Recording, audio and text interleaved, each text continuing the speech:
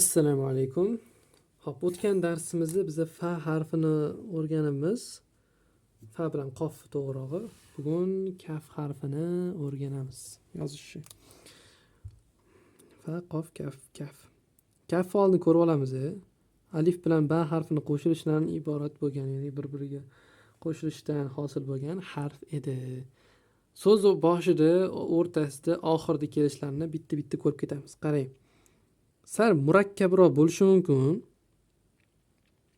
Dal harfidagi qilib olamiz, faqat dal harfimiz o'rtagacha kelardi, biz oxirigacha olib olamiz. Keyin mana mashitdan olib chiqib, ikkita kate tepaga olib chiqamiz. Keyin bu yoqdan mana ketadi. Bu so'zni boshida kelishi kaf harfini. So'zni o'rtasida kelmoqchi bo'lsa, yana amtgacha olib chiqamiz. Mana. Yana ikkita kate ketadi.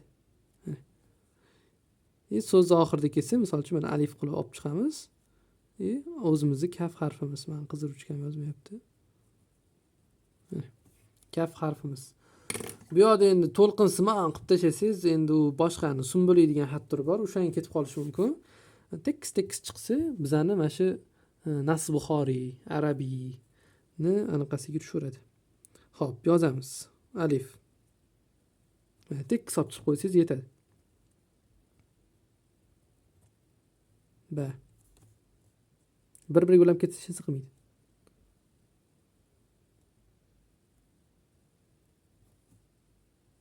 Ha. Qanaqadir chiroyli harf. Kaf harfi. Yozganingizni ham chiroyli qilib yozsangiz, boshqalarni so'zlaringiz orasida ajratib turadi mana shunaqa kaf harf. Mana qarang, o'zi boshqa harflardan qanaqadir chiroyliroq.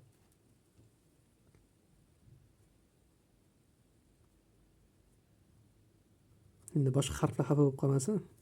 Boshqa harflar ham chiroyli. Kaf harfi o'zgacha.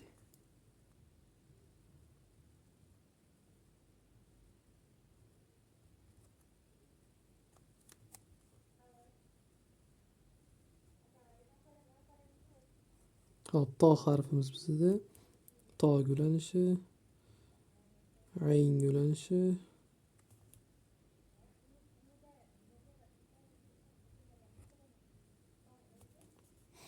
Ana endi hozir qof ekan.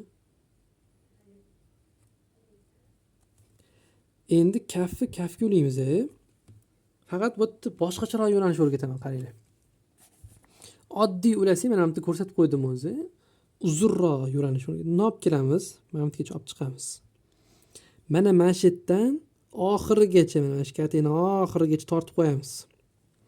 Nechta kate farqi yo'q. Men misol uchun 6 ta kate tortdim. Kaf yozib oldim. Keyin men bundan bitta kate qoldiraman. Ikkinchi kateni o'rtasidan nop tushaman. Mana. Katta dalga o'xshab tushaman. Y-ni bor-ku, Y harfini oxirini olib tushaman. Y-ni qanaqa yozardik, silib bo'lsam, no yozardik-ku. O'shani sal kattaroq razmerni olib tushamiz-da. Mashitdan bitta tochka qoldirib, masofa qoldirib, mana shu oxirigacha bir xil tezlikda tortishim kerak. Bir xil tezlik deman, bir xil miqdorda tortishim kerak.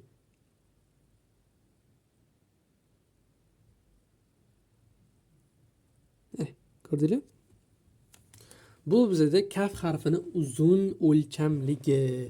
Agar siz endi uzun harflarni yozishni yaxshi ko'rsangiz, mana shu joydan foydalansangiz bo'ladi. Keyin ketaveradi, qo'shib ketursangiz bo'ladi. Yo'q. Kaf harfini kaf harfi ulanishi. O'zgacha narsalar yoqadigan odamlar bo'lsa, mana shunaqa yozsangiz bo'ladi. Agar yoza olmasangiz, oddiy kaf ulab yozib qo'ysangiz ham bo'ladi. Yoki mana misol uchun mana bu javob tashlasangiz, mana kaf ulangani bo'ldi, shuni yozib qo'ysangiz ham bo'ladi. Xolislar yozib beraman joyini ham. Mayli, yozib beraman. Oddiysi kaf ulangan. Kaf bilan yo'laymiz. Keyin kafdan keyin alifli harf kelsa, bir-biriga juda yaqin bo'ladi. Mana alif ham. Mim. Nun. Vav. Ha. Lam alif. kay bo'ladimi bunisi endi? Xo'sh, inshaalloh bu xat turlari bo'yicha bir musobaqa qilamiz. Musobaqa degani qanaqa? Raqobatlashuv bo'ladi. Musobaqada birinchi, ikkinchi, uchinchi o'rinni olganlarga xudo xolisi sovg'a bor. Inshaalloh. Hop, assalomu alaykum.